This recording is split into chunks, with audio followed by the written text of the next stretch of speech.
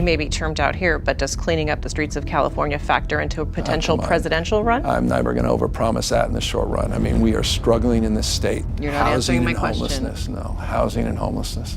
Now, Gavin Newsom, the governor of California, claimed today that Donald Trump has not called him, not even left a voicemail. He also said Americans should be alarmed that a president deploying Marines onto our streets doesn't even know who he's talking to. That's what Newsom claimed. That prompted Donald Trump to show the receipts. Speculators coming in and talking about what to do with the land of all these homes that have been burnt down while it's still only 6% contained. And he did this little dance, like, I've been talking with these, with the governor of Hawaii about what to do. We got some ideas. A speculator, we're gonna have some meetings. Like, he's really? I did not want to get involved in any way, shape, or form. But it got so weird. Yeah, you'd expressed that publicly in the past. I was like, I don't want to have nothing, and I don't want to have anything to do with it in the future. I didn't want to. I just felt sucked into it. I'm like, we can't do this again. We can't do it with these same people that fucked us for 4 years, and then they're gonna we're gonna do it differently now. Oh, Gavin, you really thought you could pivot from failed governor to podcast heartthrob without anyone noticing the wreckage behind you? Think again, because just when Gavin Newsom tried to rebrand as California's smooth-talking savior with a microphone and a makeup crew, the entire state erupted, and not just in flames, in chaos, in fury, in betrayal. And then came the wrecking ball, Joe Rogan. While LA burned and protests erupted, Newsom was busy playing celebrity-in-chief, cozying up to speculators and talking vibes instead of solutions. And then, boom, Rogan dropped the hammer. No mercy, no fluff. Just a surgical takedown that ripped through Newsom's carefully curated image like wildfire through dry brush. This wasn't politics. This was exposure. Rogan didn't just criticize, he demolished Newsom's act brick by brick. And when the clip of Gavin praising the same vultures feeding on a broken state went viral, the internet lit him up. His influencer fantasy shattered.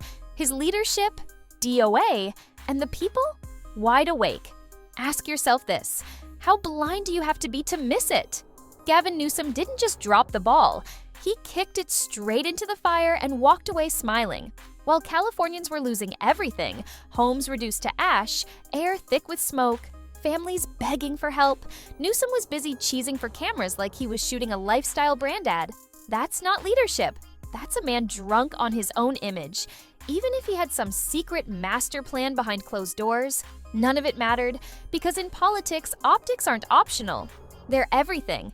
And in the middle of a full-blown disaster, Gavin's grinning face was a punch to the gut for every family on the verge of ruin.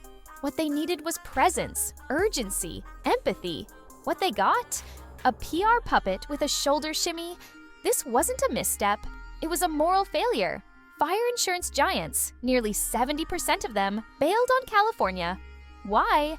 Because the state was a ticking firebomb and Newsom refused to take the most basic precautions. Clearing brush? Nope. Fixing dry reservoirs? Forget it. 11 million gallons, just sitting there, bone dry during peak fire season because the state decided almonds were a better use of water. Almonds, over actual human lives.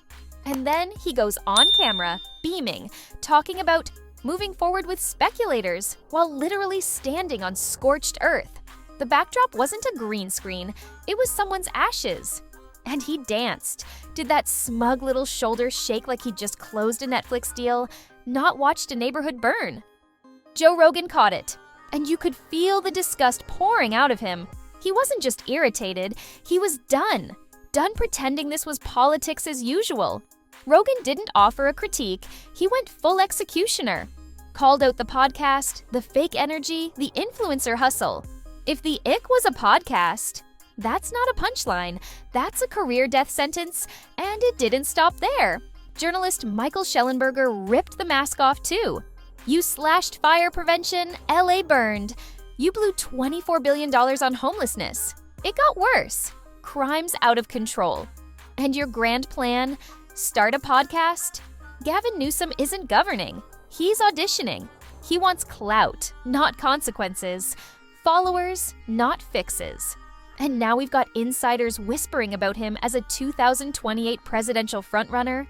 That's not bold, that's batshit. Because the truth is, he's not a solution. And even Joe Rogan, who avoids politics like the plague, got pulled back in. Not because he wanted to, but because the hypocrisy was that loud. "We can't do this again," he said. Not with the same people who wrecked everything and now promise to do it differently. He's right. We've seen this act before, and we know how it ends. Joe Rogan and Elon Musk didn't drift away from the modern left. They were launched out of it like a fireball from a collapsing cult. This wasn't political evolution. It was escape from ideological madness. Because what used to be a movement for change has mutated into a bizarre social experiment powered by TikTok logic and Twitter tantrums. The left didn't just jump the shark, they threw it off a cliff and called it progress. You've got Gavin Newsom rehearsing speeches like an actor prepping for Netflix while California smolders behind him.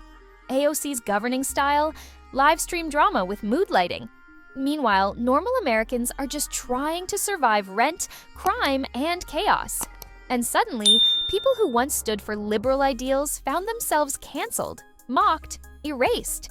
Not for hate, but for thinking. Because in today's version of the Democratic Party, the only acceptable opinion is total submission to groupthink. Question the narrative, you're branded a traitor, the result? Mass departure. Not to the right, but to reality. Because people are done playing dress-up with ideologies that don't work. They don't want lectures. They want law and order. They want leaders who show up, not ones who ghost constituents and launch vanity podcasts while cities burn. Let's talk about California's breakdown. While Trump executed coordinated operations in Chicago and New York, Gavin Newsom's state exploded. What started as peaceful protest morphed into chaos overnight. Looting, assaults, fires. And in the middle of it all, the governor who should have been commanding the response? Nowhere. Newsom didn't lead. He didn't even flinch. He watched his state fall apart like it was someone else's problem. Police begged for help. Business owners pleaded for protection. And Gavin, he hid behind sound bites, waiting for the right moment to drop another polished post. It wasn't just neglect. It was cowardice wrapped in couture. And when Trump did what Newsom couldn't, sending in the National Guard to clean up the mess, suddenly the governor crawled out from hiding to play victim. His gripe? Not the devastation, not the lives ruined. His complaint was, Trump didn't call him. But here's the punchline. Trump did, twice. And on the second attempt, they spoke. Not some quick phone tag, a full-blown 16-minute call. The president told him, flat out, get your act together, end the chaos. And what did Gavin do? Pretended it never happened. He got caught lying, not just to Trump, but to every American watching this nightmare unfold. He didn't forget that call. He tried to bury it, because the truth makes him look weak, unfit, exposed, and the media, instead of reporting the real story, they played backup dancers for Newsom's fantasy, framing Trump as the villain and Newsom as the poor, ignored hero. Meanwhile, the real villain was on camera the whole time, smirking through disaster, dodging accountability, and spinning the wreckage into a re-election campaign. This isn't leadership, it's cosplay. It's Gavin Newsom playing pretend president while the state bleeds. He's not here to protect. He's here to promote. He's the Hollywood knockoff of a commander-in-chief, smooth on the outside, hollow at the core.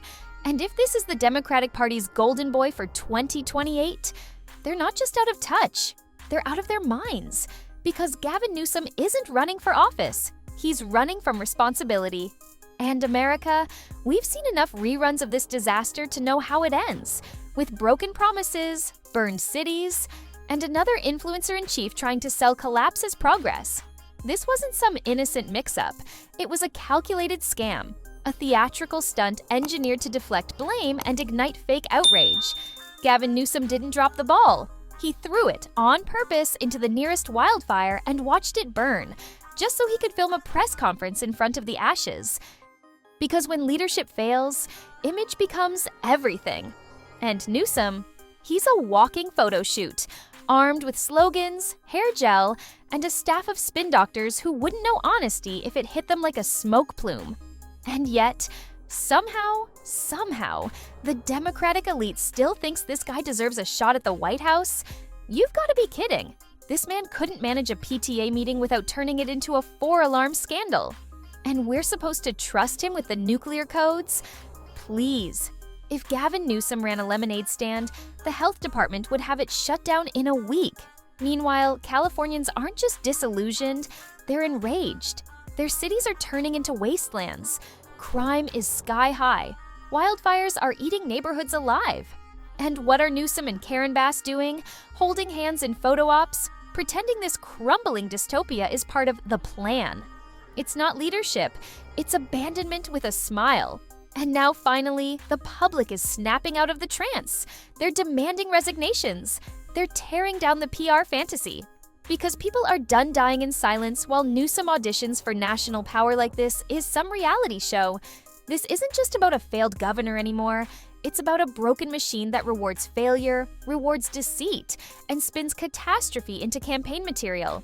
Gavin Newsom has turned California into a living cautionary tale. And now he wants to turn the whole country into season 2. Let's look at the receipts. Under Newsom's watch, entire towns were incinerated.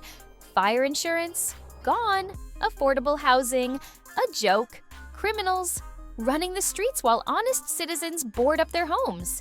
And in the middle of this hellscape, what was his priority? Watering almond farms. That's not satire. It's the reality Californians are choking on. This isn't just failure, it's political arson. He lied about Trump. He lied about the National Guard. He lied about law enforcement response times. And every single time, the media covered for him like he was royalty. But royalty doesn't disappear when things get hard. Newsom did. And now, the DNC is trying to wrap this guy in a new suit and sell him as a presidential savior. Get serious. He's not JFK. He's a PR Frankenstein stitched together with buzzwords, bad data, and Instagram filters. A man who hides during riots and grandstands during crises isn't a leader. He's a liability. Let's not sugarcoat this. Gavin Newsom shouldn't be anywhere near the presidency. Hell, he shouldn't be near the thermostat. The only thing he's qualified to run is out of town. Calls for his resignation aren't political. They're survival instincts. Because if he brings California-style collapse to the rest of America, it's game over. So here's your wake-up call. If the political machine keeps propping up charlatans like this, the republic doesn't crumble. It implodes. And next time, it won't just be Californians paying the price. It'll be everyone. We're not just exposing incompetence. We're dragging it into the daylight and lighting a match. Stay tuned, because this takedown, we're just getting started.